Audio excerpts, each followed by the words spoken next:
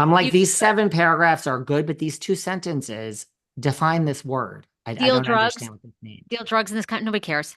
How many Nobody. drug dealers do you know that have been in and out of jail bazillion times? And they've murdered people with fentanyl, all this. We don't care. Slap on We the wrist. don't care about that. Well, she's getting out. So apparently Sarah's got a new rant. Thank God. Thank God. I may actually pick it outside the jail if she gets one more reduction. I may actually pick it because I would I love that. cannot believe how lax people, how nobody's outraged. Nobody. I'm the only one that's like, you guys don't think this fucking crook should be behind, like, and the Chrisleys can't get out? Julie, and now I understand holding Todd to the fire, but Julie can't get a resentencing of 2 days? I'm sorry. Your girl is coming home. All She's right. coming home. Um, what else have oh, Okay, real quick. I got to wrap up because I got. okay. You know what started last week? Which we never covered also. We're bringing some classics here. We never talked about this rumor now that your best friend, very, very good friend of mine, too, very good friend of mine, loves me dearly, Miss Katie Maloney, ray of sunshine, very happy woman, wears lots of bright colors and is just a happy, lovely person. Miss Maloney is in love, apparently, so she must be even happier. There was some rumors and nastiness online that person she's in love with is somebody we know named Tom Schwartz. So, and that they're getting back together now. I don't think that's true, kids. I don't I think don't think that's it's true. what. But who is Miss Maloney in love with? And talk about a final season of VPR. Get those cameras rolling, guys. What do you think? Uh, I think she is in love. It's not with Schwartzy, and good for her. She deserves love. I hear she's still working. I hear her full-time job while they're waiting to shoot is at Something About Her sandwich shop, which I have to go back. Although I hear very mixed reviews about the sandwiches. But we got to go back. Like, But I yeah, don't you'll be know. in town. Let's go. Let's go. I'll go in I and. don't know. I don't know if I'm welcome there any Oh, more than you are. well, of course not. But I would mean, it's a that ever public stop us? place. That's true. Something About Her. Let's see what the Google reviews are. Oh, a 4.3. That's not bad. 200 Google reviews. Well, it's not bad. I mean, okay, let's go, girl. Let's girl. This is the most from TS. You never know if places like this will live up to the hype, but wow. They told us they Tom ran out of baguette. Schwartz? Oh my God. This is like, I can't, people Who the like hell is say TS? Tom the Schwartz or Google. Tom No, this is a, Sandoval? well, maybe it's Tom Sandoval. This is a Google review. Look at this. These people have been in business now for how many months? You never know if these places will live up to the hype, but wow. They told us they ran out of baguettes. You're a fucking sandwich shop. When we got Nah, to round Sarah. 3 on a Wednesday, but that didn't matter in the slightest. These people give every excuse to Katie and Ariana. It's so crazy. The Kate, the Drew with some prosciutto on ciabatta and the Viola like parties in our mouth. But for real, really glad to see they were actually delicious sandwiches and the shop itself was so cute and cozy. Plus, Ariana was there. So that was fun. They love This review that. was 6 days ago. They can't even keep a baguette in stock. Like you guys will, I swear, you'll drink the Kool-Aid of anybody. It's unbelievable. Here we are. Here we are. How many Hmm. months later? I told you guys they couldn't give a sample together. They couldn't get their management together the day of opening. I mean, this is like a grand opening for people on TV, and everyone came for me. Ah, Hmm. look, I'm sounding very bitter today. I'm sounding like a bitter Betty. I mean, thank God. Thank God. It takes the heat off me. I mean, I read Shannon. Now I had some words for Jennifer Aydin. I'm actually not bitter. That's what people misunderstand. I'm just Please, being honest. can you and I please go there? Please show up.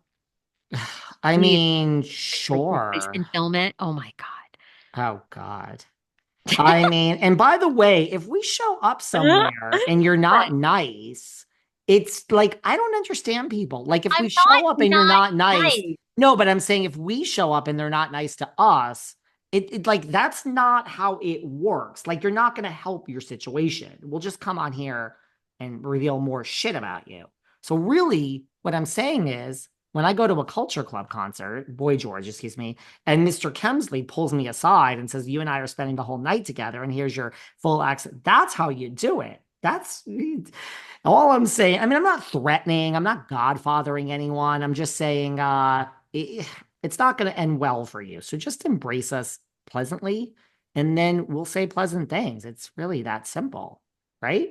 We're flip floppers. So if you treat us well, be nice to you on air. That's all. Yeah, but I don't like that. I don't know. Oh, Treat me how I you're like going to it. sincerely treat me. I come Oh, on this podcast and you speak for how you do it. I truly have said this fine. 1,000 times and I will continue to say it until I'm blue in the face. I do not dislike any reality star, any person that Me puts their life either. on there.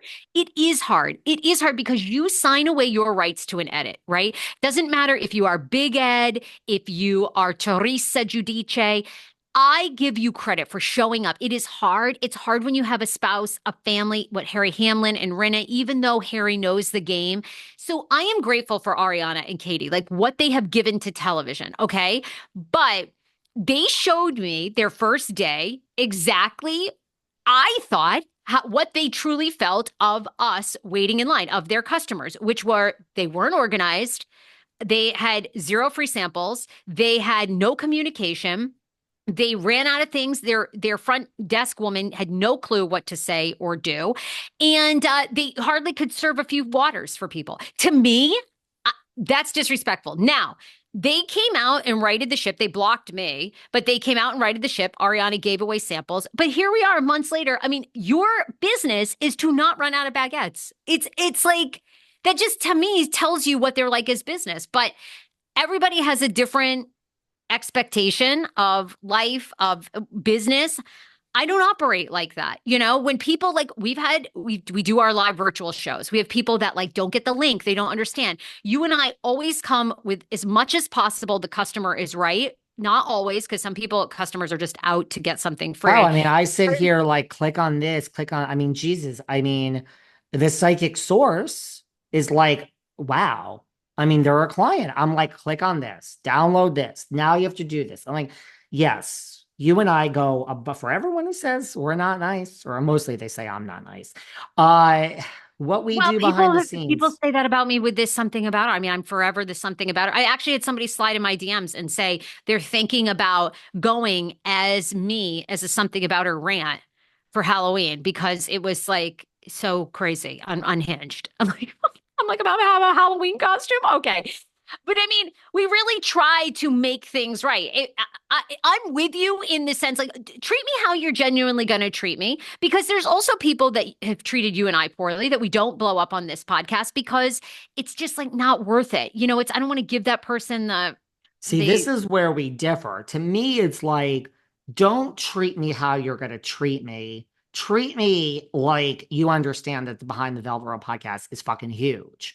And I will go on here and say, you like, in other words, I guess what I'm saying is fear me when you see me. I think that's what I'm saying. I'm like okay with know. that. Now, that doesn't excuse like if you're kissing up to me and rolling out the red carpet, you still should be nice to other people, but I can't change the world. So like that's a whole nother story. Like Well, it is. I can still observe you in the corner and see how you're treating the others. But yeah, you should fear me because I will fucking trash you here. I guess we're different in that sense.